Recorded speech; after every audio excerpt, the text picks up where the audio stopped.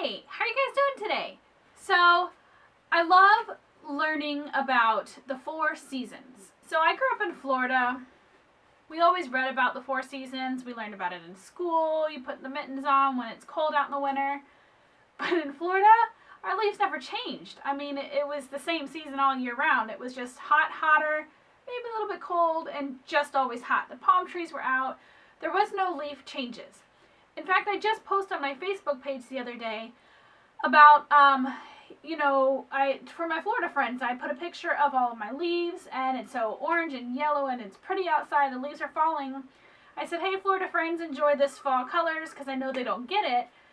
And it never occurred to me that some of my other friends that have always lived up in the north didn't realize, they just never thought that, hey, Florida folks don't see the leaves changing. So it's very highly perspective of how you've grown up. But these are a great lesson for teaching the 4 seasons with the kids. So I found these amazing do-it-yourself snow globes. It actually says do-it-yourself snow globes. These containers at the Dollar Tree.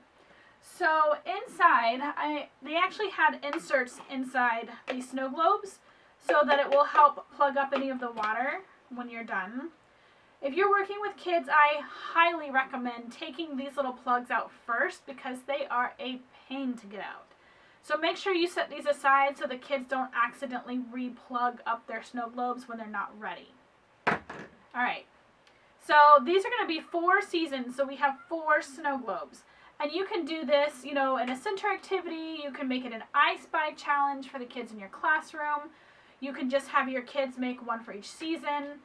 There's a lot of different ways that you can do it.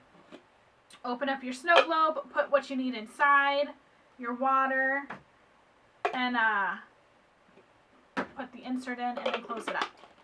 So let me show you what I'm going to put in our snow globes. For our spring snow globe, I actually have some green craft sand. The nice thing about this is the kids are going to shake up their snow globe, and when all this green sand settles at the bottom, it kind of resembles a green carpet of grass that's growing.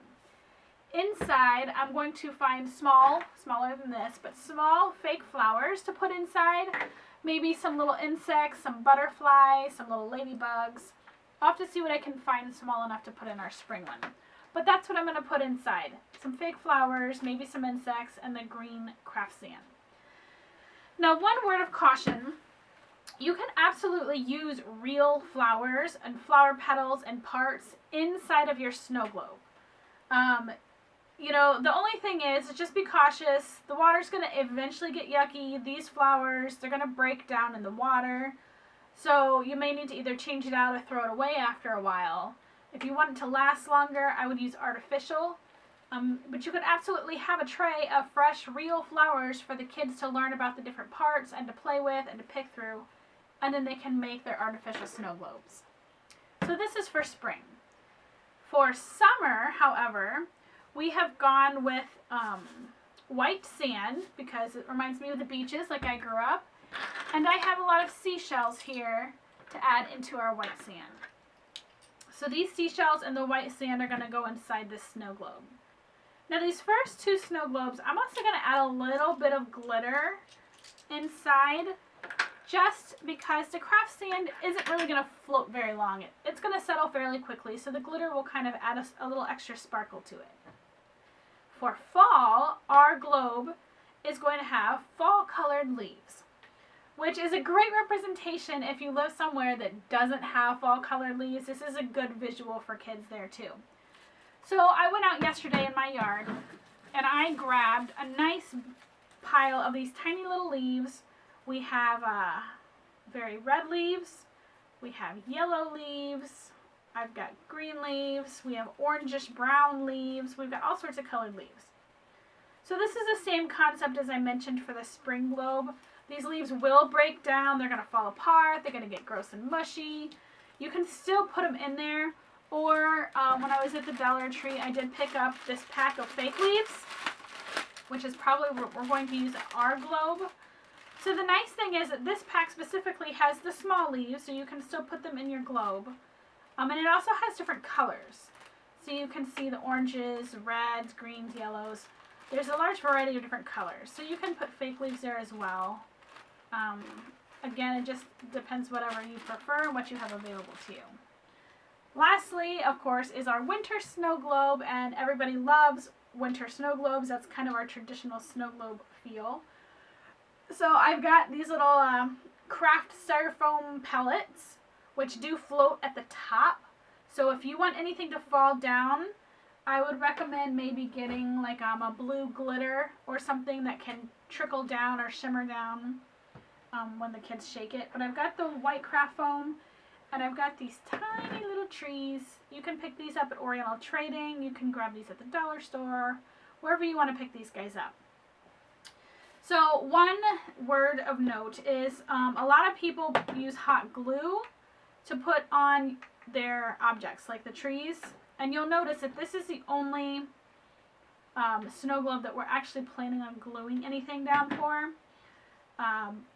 But hot glue is going to come up because it's not really for water. So you could use some aquarium sealant, and that would suction it down there and help with the seal the barrier. You'll need to make sure it's completely dry though before you insert this into your snow globe. So the basic way to do all of this is just to pour your items inside, pre-glue your tree, add the insert in. Well, actually, take that back. Put all your stuff inside, pre-glue your tree, and you're going to have water. You're going to want to pour your water in here, so you're going to want it upside down.